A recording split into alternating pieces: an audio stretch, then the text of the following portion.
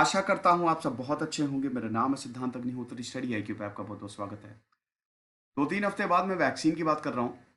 आज हम बात करेंगे, वैक्सीन तो आ जाएगी लेकिन इसका डिस्ट्रीब्यूशन और स्टोरेज में कितनी ज़्यादा मुश्किलें आएंगी, आने वाली हैं। ये अगला चैलेंज होने वाला है। देखो यार, ऐसा है कि वैक्सीन के अब हम और पास आ गए हैं और अक्टूबर जो है, ये वाला जो महीना है, ये वैक्सीन के लिए बहुत इंपॉर्टेंट है। वैक्सीन तो आएगी ही, लेकिन नवंबर लास्ट और दिसंबर तक इसके रिजल्ट आएंगे। आपको बता दूं वैसे अभी क्या हालात हैं। 182 वैक्सीन कैंडिडेट्स हैं। पहले 160 थे, बढ़ गए, जिसमें से ज्यादातर प्री क्लिनिकल में है। 36 जो हैं, 36 vaccine they are in clinical trials और 9 वैक्सीन कैंडिडेट्स फाइनल स्टेज में है। तो 9 कैंडिडेट्स हैं और ये वैक्सीन डॉक्टर हर्षवर्धन ने भी बोला कि अर्ली नेक्स्ट ईयर तक आ जाएगी। मार्च तक लोगों के लिए अवेलेबल होगी। रिजल्ट तो आ ही जाएंगे अभी दिसंबर तक। तो एक बार वैक्सीन आ गई, मैंने इस पे एक और लेक्चर लिया था, लेकिन इस पे हम थोड़ा टेम्परेचर की बात करेंगे, कोल्ड स्टोरेज की बात करेंगे, कोल्ड चेन की बात करेंगे। वो कितना मुश्किल होने वाला है। वैक्सीन तो ले आए, लेकिन वैक्सीन को क्या रखने की, डिस्ट्रीब्यूट करने की कैपेबिलिटी है हमारे पास। ट्विटर और इंस्टा दोनों पे ही मैं आ गया हूं। आप सवाल इंस्टा पे पूछिए, रात 8 से 10 बजे तक मैं क्वेरीज आंसर करता हूं। यूपीएससी के स्मार्ट कोर्सेज आते हैं, स्टडी आईक्यू का ऐप डाउनलोड करके आप इन कोर्सेज को अवेल कर सकते हैं। और नवरात्रि सेल हमारी चल रही है, तो सेल का पूरा फायदा उठाएं। तो कोविड-19 वैक्सीन तो आ ही जाएगी, लेकिन जैसा कि मैंने बताया कि इसको डिफरेंट टेम्परेचर्स की जरूरत है यार। Handling procedures, cold chain facilities, equipment, ये सब होने चाहिए, वरना तो मुश्किल होगी। अब अगर मान लो इस लेक्चर में हम टेम्परेचर की बात करेंगे कि जो कंपनीज वैक्सीन बना रही हैं उनका क्या कहना है। सब जीरो टेम्परेचर तो आपको देनी पड़ेगा, जीरो से नीचे माइनस टेम्परेचर पे आपको वैक्सीन को स्टोर करना पड़ेगा। अब एक एग्जांपल के तौर पे -94 डिग्री सेल्सियस आपको टेम्परेचर चाहिए।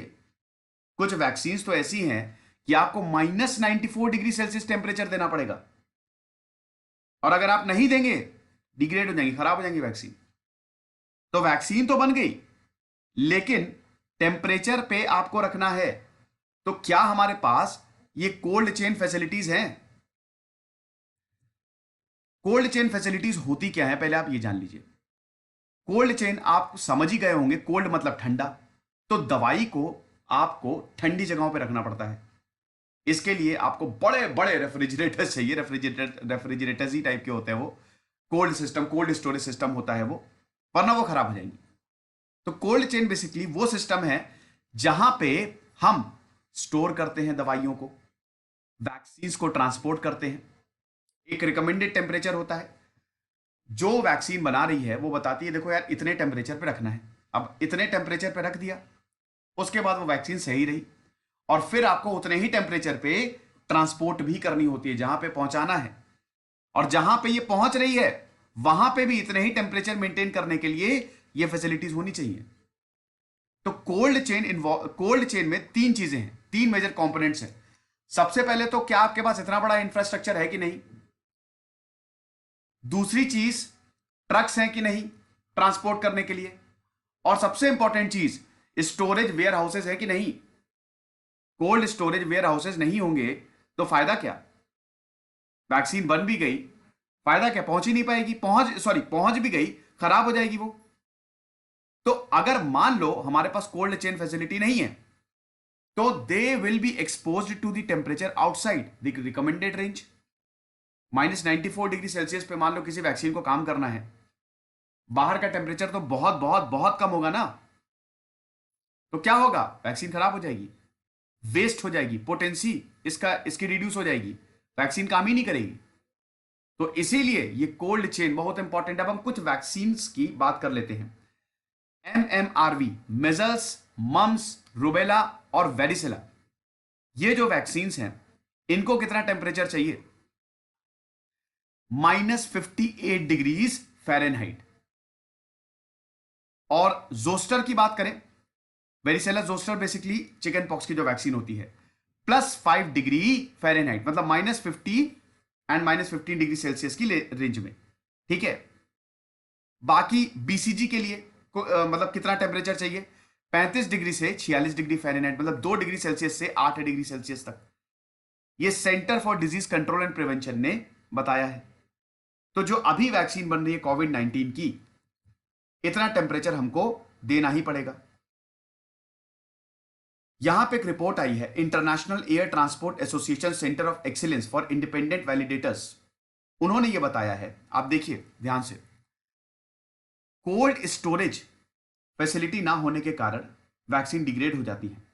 25% वैक्सीन जो है ऐसे ही डिग्रेड हो जाती है जब तक वो अपने डेस्टिनेशन पे पहुंचती है। 25% समझ रहे हैं? $34 बिलियन का लॉस है हमको एनुअली, ये रिपोर्ट ने बताया है। और कोविड-19 को तो हम वेस्ट कर ही नहीं सकते। इस वैक्सीन, कोविड-19 वैक्सीन को तो इसकी वेस्टेज तो गुना है, समझ लीजिए, अगर वेस्ट हो गई। फाइजर, मॉडर्ना, ऑक्सफोर्ड, ये 3 मैन्युफैक्चरर्स हैं जो इस समय रेस में सबसे आगे हैं। तो अब हम देखते हैं इन तीनों को कितने टेम्परेचर पर रखा जाएगा। फाइजर की जो वैक्सीन कैंडिडेट है BN1162B2 और BNT162B2 मैसेंजर RNA टेक्नोलॉजी, ये मैंने सब बताया है, बहुत सारे लेक्चर्स अवेलेबल है, आप देख लीजिएगा, उस पर बेस्ड है ये। कितना टेम्परेचर चाहिए? -94 डिग्री फ़ारेनहाइट। और एक बार इसको थॉ समझते हैं आप? थॉट मतलब होता है कि वैक्सीन जो है दे विल बी फ्रीज्ड, ठीक है, एकदम फ्रीज होगी वो, और उसको लिक्विड में कन्वर्ट किया जाएगा। तभी तो आपको बर्फ थोड़ी ना देंगे, जमी हुई वैक्सीन थोड़ी ना देंगे, लेकिन इतने टेम्परेचर पे तो ये जम जाएगी, लिक्विड जम जाएगा, तो इसको दोबारा लिक्विड में कन्वर्ट करना। तो एक बार वंस थॉट, वायल्स छोटी छोटी बॉटल्स होती हैं, वो आपने देखा है ना, जिसमें वैक्सीन, अरे यार इंजेक्शन देखा है ना, इंजेक्शन निकालते हैं जिससे वो छोटी छोटी, वही छोटी वेसल, छोटी बॉटल्स को वायल्स बोला जाता है। तो एक बार इसको थॉट कर लिया तो इट विल बी रेफ्रिजरेटेड सिर्फ 2 दिन के लिए। तो यानी कि 2 दिन के अंदर अंदर यूज कर लो, वरना खराब। मॉडर्ना का क्या कहना है? -70 डिग्री सेल्सियस पे। हालांकि मॉडर्ना ये कह रही है कि -20 पे भी हम करेंगे, इसको जो भी है इसको -20 पे भी शिप करेंगे। लेकिन एक बार इसको once thawed the vaccine can remain refrigerated for a week, एक हफ्ते के लिए वैक्सीन जो है दैट विल बी रेफ्रिजरेटेड। एक बार इसको आपने लिक्विड में कन्वर्ट कर लिया। ऑक्सफोर्ड का क्या कहना है? एस्ट्राजेनेका 2 से 8 डिग्री सेल्सियस, और जो रशिया की स्पुतनिक 5 है -18 डिग्री सेल्सियस। तो ये वैक्सीन के टेम्परेचर्स हैं जो इस समय सबसे आगे हैं, Oxford, Johnson and Johnson, Moderna, Pfizer. Issues क्या हैं? देखो, इश्यूज तो सबसे पहले इंफ्रास्ट्रक्चर, मैंने अभी बताया कि कोल्ड चेन के लिए आपको 3 चीजों की जरूरत है। उसमें सबसे पहले तो इंफ्रास्ट्रक्चर और स्टोरेज फैसिलिटीज है। तो अगर इंफ्रास्ट्रक्चर पे आप इन्वेस्ट नहीं कर रहे, अब देखो जो इसके लिए पैसा लगता है, आपको कोल्ड स्टोरेज फैसिलिटी बनानी है तो उसके लिए अच्छा खासा पैसा लगेगा। अब जो अमीर देश हैं उनका तो क्या है, वो तो वैसे ही उनको कोई प्रॉब्लम नहीं है। वैक्सीन नेशनलिज्म की बात थी ही ना, कि बहुत सारे अमीर देश क्या कर रहे थे, पहले से ही प्री बुक कर रहे थे। तो गरीबों के लिए क्या, हर देश थोड़ी ना गरीब है, ज्यादातर इनफैक्ट गरीब देश है, मिडिल और लो इनकम कंट्रीज में आते हैं वो। तो उनका क्या, उनके पास तो इतने पैसे हैं नहीं। जैसे अफ्रीका में प्रॉब्लम होती है, अफ्रीका में कोल्ड ये स्टोरेज फैसिलिटीज नहीं है, तो वहां पे वैक्सीन पहुंच भी गई तो भी काम नहीं करेगी।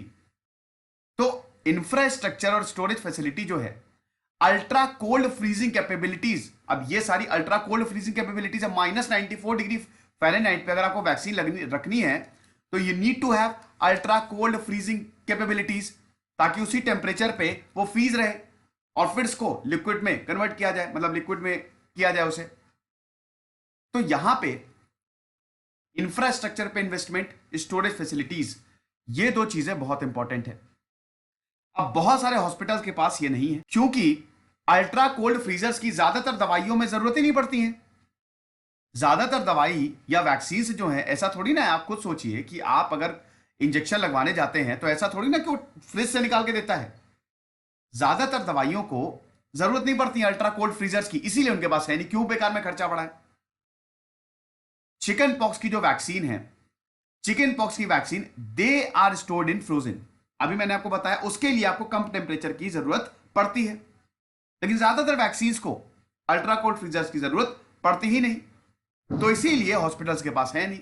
अब हॉस्पिटल्स के पास अब कोविड-19 की सारी वैक्सीन आप देखिए ना सब 0 टेम्परेचर पे। तो जब यहां पे ज्यादा, अगर हॉस्पिटल्स के पास अल्ट्रा कोल्ड फ्रीजर्स नहीं होंगे तो वैक्सीन रखी कहां जाएगी, ये एक बहुत बड़ा सवाल है।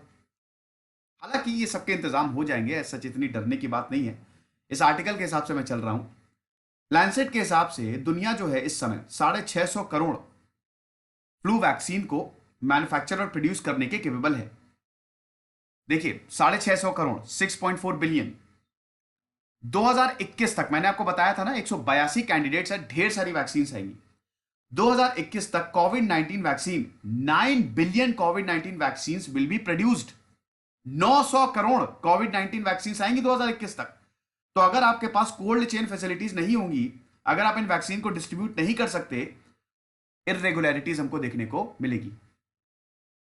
ये तो सिर्फ बात हुई कोल्ड चेन फैसिलिटीज की। बाकी क्या इश्यूज हैं, जैसे वायल स्टॉपर्स हो गया। वायल्स मैं बता ना भाई, अभी जो छोटे छोटे जो वेसल्स होते हैं, जो बॉटल्स होती हैं जिनमें वैक्सीन को रखा जाता है, इंजेक्शन उसी बॉटल में मतलब वेसल में लगाते हैं और उसके बाद वैक्सीन को वो इंजेक्शन सक कर लेता है एयर प्रेशर की वजह से। तो वायल्स हो गया, स्टॉपर्स हो गया, अल्कोहल स्वैप्स हो गया, सिरिंज हो गया, ये सब भी तो चाहिए आपको। तो इसको तो दुगना कर लीजिए, दुगना क्या तिगना कर लीजिए। भारत की बात करें, देखो यार अब ये सारी चीजों की इनकी जरूरत पड़ेगी। तो मैंने बताया जब डिमांड बढ़ती है तो सप्लाई भी बढ़ती है, तो अब इनकी डिमांड भी बढ़ने वाली है और सप्लाई भी बढ़ने वाली है। तो बहुत सारी कंपनीज अब इसमें कूदने वाली हैं, इन सबको मैन्युफैक्चर करेंगी। ये सब छोटी छोटी चीजें हैं, लेकिन यही छोटी छोटी चीजें तो सबसे इंपॉर्टेंट रोल प्ले करेंगी।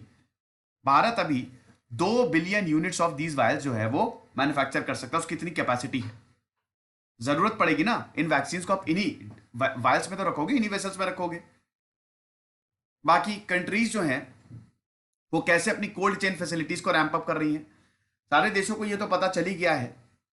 सबके सब इंटेलेक्चुअल्स हैं, कमिटीज जो हैं वो साइंटिस्ट हेड कर रहे हैं, तो सबको ये तो पता लग ही गया है कि हमको अपने जो इंफ्रास्ट्रक्चर है वैक्सीन के लिए एक्सपैंड करना पड़ेगा। तो बहुत सारी लॉजिस्टिक कंपनीज अब इसमें कूद गई हैं।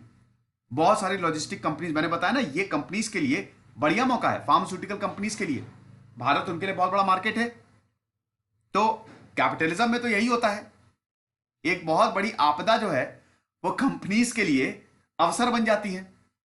तो लॉजिस्टिक कंपनी जैसे यूएस की यूनाइटेड पार्सल सर्विस हो गई, जर्मन की डीएचएल हो गई, ऑलरेडी इन्होंने स्टोरेज फैसिलिटीज को बनाना शुरू कर दिया है। यूपीएस जो है वो 2 फ्रीजर फार्म्स बना रहा है, और पता है कितना बड़ा होगा ये, जितनी बड़ी फुटबॉल फील्ड होती है इतना बड़ा होगा, जिसमें 600 डीप फ्रीजर्स रहेंगे।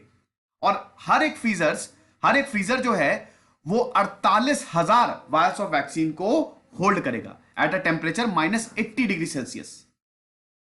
नेदरलैंड हो गया, अमेरिका हो गया, यूरोप हो गया, भारत हो गया, हर कोई ये कोल्ड चेन फैसिलिटीज बना रहा है। भारत में देख लीजिए, भारत में इस समय 27,000 कोल्ड चेन पॉइंट्स हैं। 750 जो हैं वो डिस्ट्रिक्ट लेवल या इसके ऊपर लोकेटेड है। लेकिन अभी भी भारत ये बोल रहा है हमको 16,000 और कोल्ड चेन स्टोरेज की जरूरत है, तो हमको इसको एक्सपैंड करना है। होगा, सब हो ही रहा है। देश अब अपने आप को एडजस्ट कर रहे हैं, ये सब हो रहा है। अब देश भी लगे हुए हैं। देखो कोविड 19 को सिर्फ और सिर्फ वैक्सीन रोक सकती है और कुछ नहीं रोक सकता। तो वैक्सीन आ रही है तो उसको हमको हैंडल करना ही पड़ेगा, हमारे पास कोई चारा ही नहीं है, वरना तो ये जो वायरस है वो तो फिर चलता ही जाएगा, फिर क्या करेंगे। तो ये लेक्चर था, आई होप आप समझ गए होंगे। खुश रहिए, पढ़ते रहिए। दिस इज सिद्धांत अग्निहोत्री साइनिंग ऑफ।